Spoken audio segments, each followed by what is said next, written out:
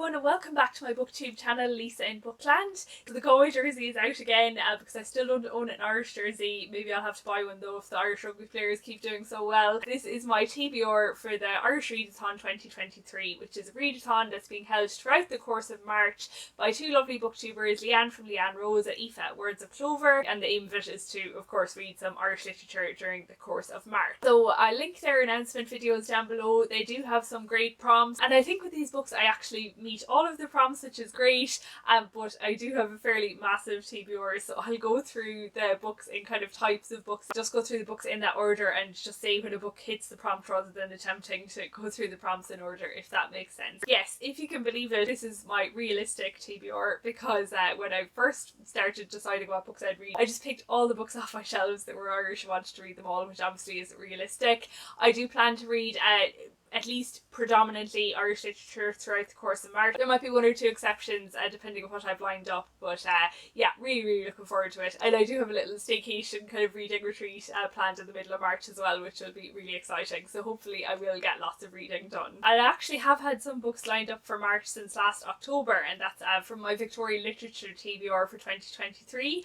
I had selected, I think it was like 4 books for March, but you know, when I look back at that I was like, that is way too optimistic. But the ones that I want to prioritise from that is I do want to read Uncle Silas by Sheridan, Fanu, which is published in 1864. It's a sensation novel. I think it's quite gothic. It's about this teenager who's an heiress who lives in this quite remote mansion with her father, and I think she starts to find out things about her uncle, who's kind of like a bit of a black sheep as far as I understand. So I don't know anything more about it, but I am really looking forward to that one because I've heard a lot of good things about Sheridan Fanu, and he is such a well-known Irish author that I've not tried yet.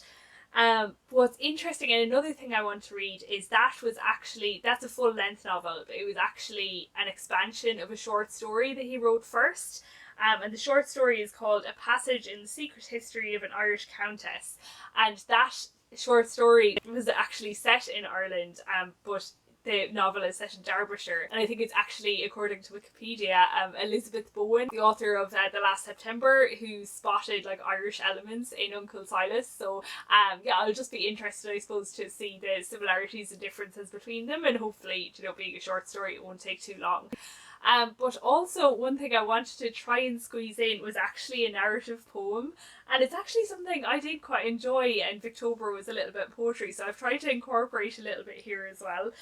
So it's another Victorian poem. It's called Lawrence Bloomfield in Ireland by William Allingham, and I did enjoy his poetry when I read it in October, and it appears that it's about kind of an idealistic young landlord as he returns from his travels and is going around Ireland visiting his estate, and it's set during the Land War, so expecting that to be really interesting. So 2 final things then in terms of classics that I won't be reading the full of them, just dipping in and out. And the first thing is I want to continue my reading of this book, Ulysses by Joyce, which I've been reading very slowly. I have been neglecting it of late, so I want to get back into that, and yeah, I am enjoying it so far, even if some of it is a bit heavy going, but some of it is really funny. So yeah, want to continue reading a few chapters of that, but this is more like a year-long project than a March project. And the other thing then is also some poetry. I just spotted it in the library and I said I'd pick it up, and that is this big Everyman's Library collection of W.B. Yeats's poems.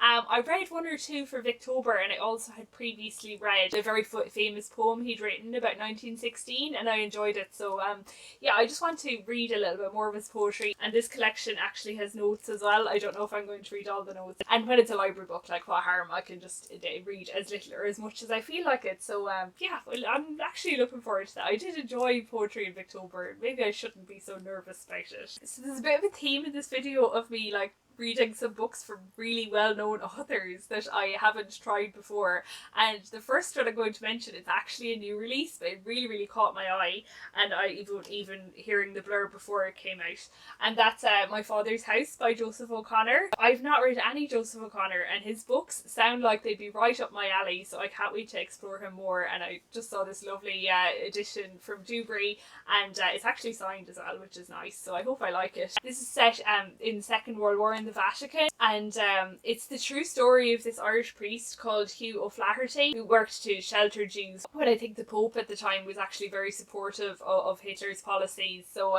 yeah, really looking forward to this one, and yeah, just finally getting to some Joseph O'Connor, and I just yeah, this is a lovely edition. It's a pity that there's a big sticky sticker in the front.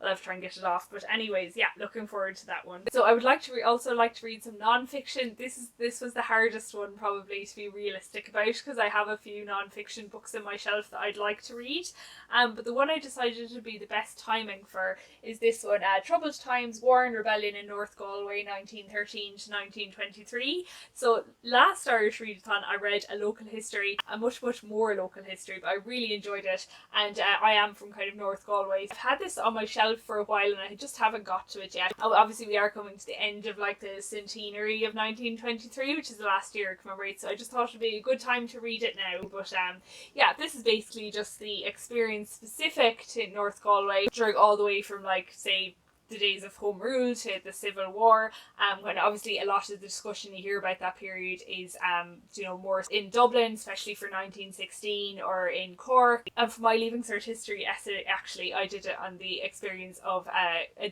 Galway in 1916, so yeah, it's just a little bit overlooked sometimes, and yeah, really looking forward to this one, and some more history non-fiction. So the next book I'm going to talk about then is a first for this channel, and it is meeting two of the prompts, a children's book and also a book with green on the cover, and the reason it's different, I suppose, is it's actually in the Irish language. It's called Aililiú Báille by Báille, and I actually got this as a prize in my first year of secondary school for getting an A in my Christmas test. I think I read at least a part of it at the time, but being only in first year I found it a little bit difficult to get through, so I don't think I finished it. And it is only a short little book, and just to be sure I could manage it before I committed it to on camera, I did read the first chapter, and actually no, I could follow it quite well. You know, it's been so long since I spoke Irish aloud, it was actually fun to read it to myself. I actually wasn't too bad at languages in school, so it's a pity once you leave school you don't really get a chance to use them anymore. So yeah, maybe this will be the start of something, or maybe it won't, we'll see. But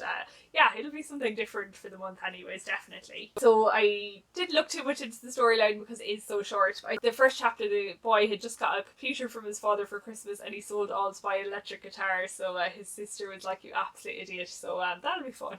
So next it's back to more familiar territory, which for me is definitely historical fiction. I did read a lot of historical fiction last March, so this March I wanted to vary it a little bit, but still obviously did want to read some historical fiction as well.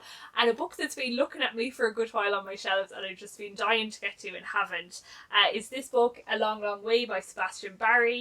This would be another author that's a really big author in Ireland, and I've not read anything by him yet. So yeah, really looking forward to this one. It's about the experience of an Irish soldier in the First World War. He's in the Royal Dublin Fusiliers, I think. But also I know there's an element to this book of the 1916 Rising, like that was always kind of the strange experience of Irish soldiers in the First World War, that they were fighting in the British Army, and then while they were gone in 1916 there was a rebellion against the British, and when they came home, like the kind of strange position they were in. The book I see was shortlisted for the Man Booker Prize in 2005, and there's lots of glowing reviews in the back. So next is another kind of historical fiction, and it's one I just picked up quite randomly but sounds interesting. And it's called Turlough by Brian Keenan. I knew I kind of recognised the name. He was held hostage in Beirut back in the 1980s for 4.5 years, you know, when he was working in a university over there. It says in the back that he was visited and sustained by the presence of Turlough O'Carolan, the legendary blind Irish harper of the 17th century. So I'd heard of O'Carolan, alright, he's a very famous musician in Irish music. But yeah, this seemed, just flicking through it seems to be an interesting type of book. It's definitely historical fiction, it's not set in the 1980s, but part of it is like a diary of a friend of O'Carolan, who I think is by his bedside as he's dying, but there's also like definitely more kind of normal prose parts of it. So yeah, it'll be a different one. So next up is an actual former winner of the Man Booker Prize, and this is a book I've had on my shelf for a long time as well and just never got to, and that's The Gathering by Enright. The Gathering in the title is actually the gathering of a family. They're coming together for the funeral of a man who was drowned, and yeah, all the secrets that come out as part of that, I suppose. So I actually got this on audiobook from the library on CD, so I could put it in the CD player of my car when I'm driving around Connemara. So yeah, again, Anne Enright, such a big author. I've not read anything by her, so yeah, and I think probably men are overrepresented on this list, so it's nice to get some female authors in there as well. So the next thing I'm going to talk about is some crime fiction. This is a really popular genre with Irish authors, and I've read so little of it, and also I should meet the prompt to read more commercial fiction. So yeah, I selected some of this to read, and the next author I actually have read a good bit of their previous work, and that's John Banville, Snow. So John Banville usually writes under the name of Benjamin Black for his crime fiction, and I've read all of his quirk novels and really enjoyed them. But yeah, last Irish Readathon I read The Secret Guests, which introduced the character of Detective Inspector St. John Strafford, who I really liked. Like, there was some other parts of that book that I found less good, but the character himself was quite interesting. So yeah, I'm glad that he's got his own series. Who doesn't like a book about snow in like a remote house? So yeah, I think it's just about a village called Báille and all the secrets that the locals will have. Another one then I just picked up from the library, a lot more at random, and this is called The Four Courts Murder by Andrew Nugent. It is about a high court judge who gets murdered, and there's like a detective team obviously trying to find out who did it. What's interesting about this book is Andrew Nugent, I think, is a Benedictine monk. I'm just curious to know if it should read any different than other thrillers. Not that I've read a huge amount of them in recent times, to be fair. So the next book then would also meet the prompt to for commercial fiction, and also it's a book for green in the cover, and also a book that was over 500 pages long, kind of an all-in-one here, and that is Tara Road by Maeve Binchy. Last Irish Readathon I read Circle of Friends by Maeve Binchy and absolutely loved it. I did read another one, what's it called, Scarlet Feather, there recently. I liked it less well, but yeah, definitely I'm willing to keep going with Maeve Binchy, and she's just such a fun author. But yeah, I think I've seen the film of this before, Tara Road, but I can't really remember too much about it. It's a similar kind of setup to that film The Holiday, where a lady from the US comes and lives in the Irish lady's house. You know, they swap houses and presumably swap some of their lives. So yeah, just expecting this to be funny, heartwarming, and yeah, Maeve Binchy is always a good time. So the final thing I want to talk about then is kind of the Overflow TBR. So these are books that I would like to get to if I have time, but I just don't know if I will. But I wanted to include them anyways, just in case. So the first one I'm going to mention is actually another crime and thriller, and it's a book, it's a series that I've been meaning to read for a very long time, and it's actually because it's a detective series set in Galway, and I can't believe I've not got to it yet, but this one is called The Guards by Ken Bruin. It's the first book. And yeah, I don't know much about the series apart from it's set in Galway, but I do rather love the first line, which is rather tongue-in-cheek. It's almost impossible to be thrown out of the Guards of Síochána. You really have to put your mind to it. Unless you become a public disgrace, they'll tolerate most anything. I've been to the wire, numerous cautions, warnings, last chances, reprieves, and still I didn't shape up, or rather sober up. Don't get me wrong, the Gardaí and drink have a long, almost loving relationship. Indeed, a teetotal Garda is viewed with suspicion, if not downright delusion, inside and outside the force. I think the Gardaí get a lot of stick sometimes. They have awful difficult jobs. I wouldn't be a Garda to save my life. But yeah, I really want to read this book, and it does seem like it'll be entertaining. So yeah, we'll see. So the next book then is actually a leftover from my past and future Readathon TBR, which I didn't get to, and it's a book that's been on my TBR for a very long time. And that is Take a Look at Me Now by Anita Notaro. So yeah, this is very commercial fiction again, and it is about this girl whose sister died, and she has to take in the sister's very young son and bring him up, and I think she just ends up discovering some secrets about her sister's past. So yeah, just because I have had this book for so long, I'd like to give it a go.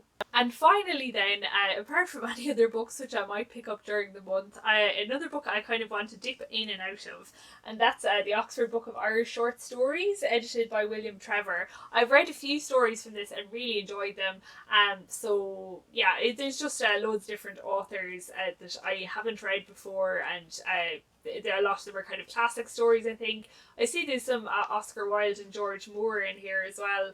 Albert Nobbs. I didn't know he wrote that. Isn't that a film? But again, taking my inspiration from Victober, I suppose, it worked really well where I read like a short story here and there and some poetry, just squeezing in between other things. So yeah, I'd like to read this as well. And the final thing then is, I don't think I'm going to fit it in, but as I say, men are kind of overrepresented on this list, and another author that I really have to read from and have not read yet is Marion Keyes. And I know she's a favourite of the Readathon hosts, and I just haven't read any Marion Keyes yet, so I don't think I'm going to fit her in, but maybe an audiobook or something. We'll see. But yes, that is it. Let me know if you're taking part in the Irish Readathon and what you're going to read. Thanks to the hosts for hosting this again. It is a Readathon I really look forward to, and yeah, thanks for listening, thanks for watching, and I'll see you next Thursday for my next video.